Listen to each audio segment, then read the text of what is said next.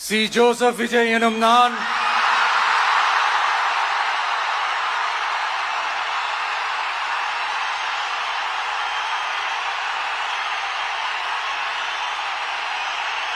சட்டப்படி அமைக்கப்பெற்ற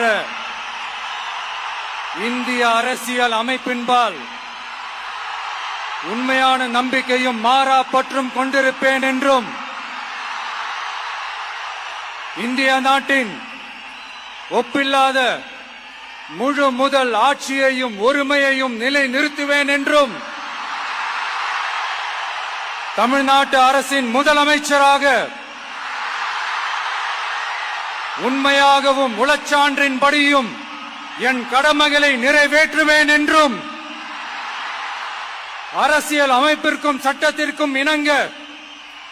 அச்சமும் ஒருதலை சார்பும் இன்றி விருப்பு வெறுப்பை விலக்கி பலதரப்பட்ட மக்கள் அனைவருக்கும்